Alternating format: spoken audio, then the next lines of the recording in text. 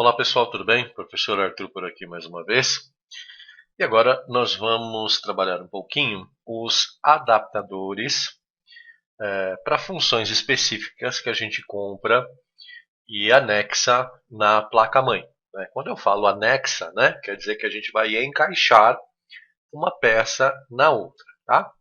Existem diversos tipos, mas em linhas gerais os que eu vou apresentar aqui para vocês são os que mais a gente encontra no mercado. Tá? Então nós temos aqui um adaptador de som, que nada mais é do que uma placa de som. Então você pode observar aqui as saídas.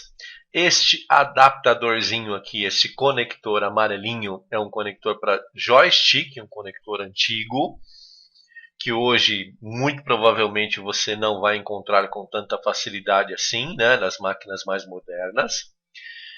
E esta parte aqui, que parece um pente também, muito parecido lá com a parte de baixo dos módulos de memória, é onde a gente vai encaixar na placa-mãe, ok? Existem padrões diferentes e já já nós falaremos sobre eles, E esses padrões significam formatos para encaixe também diferentes, tá bom? Então, já já a gente explica todos eles. Um outro tipo de adaptador que a gente costuma comprar e que as máquinas costumam ter é um NIC, que nada mais é do que o adaptador de rede, para cabo de rede, tá? Para aquele cabinho, na maior parte das vezes, azulzinho, que a gente tem lá nas nossas casas e nas empresas para poder conectar os equipamentos de rede, tá bom?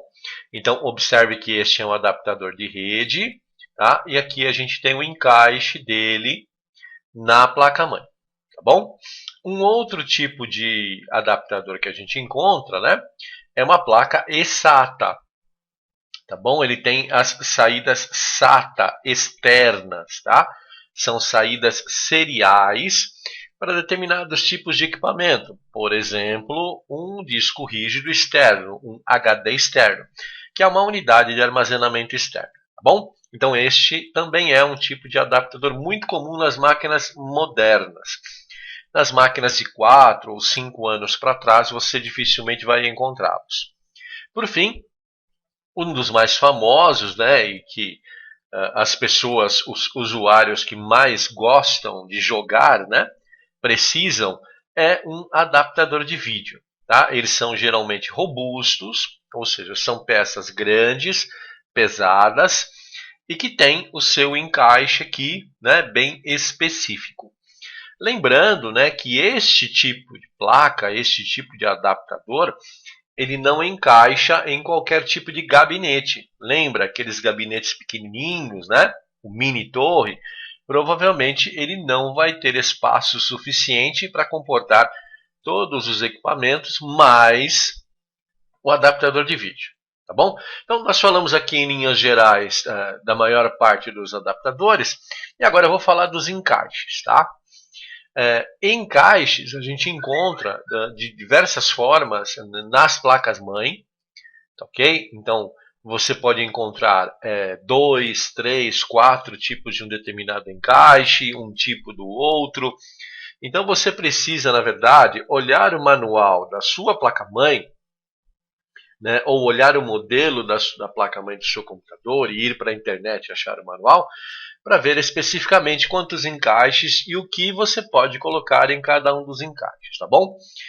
Um famoso, um módulo de encaixe muito famoso é o módulo PCI, ou barramento PCI, tá bom? Ele foi usado por muitos anos, geralmente ele é na cor branca, tá bom? E ele tem esse formatinho mesmo, tá?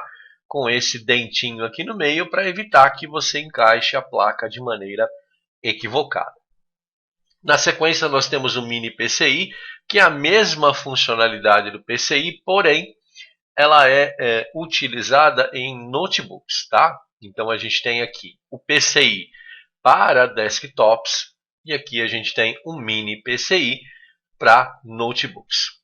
Ainda na linha dos PCIs, a gente tem o PCI-X, que na verdade é um PCI estendido, tá bom? Observe que ele também é branco, e ele tem uma extensão aqui, por isso que ele se chama X de estendido. Tá bom? Isso, em termos de equipamento, se traduz numa performance melhor, tá? Então, equipamentos ou adaptadores que sejam nesse padrão PCI-X são 4 vezes mais rápidos do que os adaptadores encaixados no barramento PCI comum, ok? Na sequência, nós temos o PCI-E ou PCI Express, também com suas características de transferência, tá? Aqui a gente pode enxergar 2 tipos de PCI Express, tá bom? A gente tem o PCI Express X1, X4, X8 e X16, tá bom?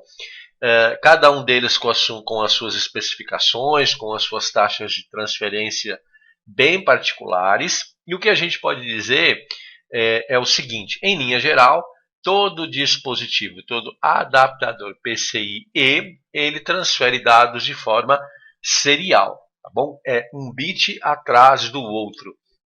Mas isso não significa que ele perca performance, muito pelo contrário. Ele ganha performance, tá? É mais fácil você transmitir bits um atrás do outro do que em grupos, tá bom? Mas isso é um estudo que a gente vai fazer um pouquinho mais adiante. Um outro tipo de adaptador é uma placa riser, tá bom? Que na verdade é uma extensão, tá bom? Essa placa riser você coloca no seu computador quando, por exemplo, você já usou todos os conectores PCI Express e você precisa de mais um, por algum motivo, tá? Então a placa riser é como se fosse uma extensão, tá? Ela é uma expansão para placas de expansão. E um último tipo, né, que a academia traz para você é o barramento AGP, que foi muito usado algum tempo atrás, especificamente para adaptadores de vídeo. Ok? Então, o barramento AGP ele era utilizado especificamente para vídeo.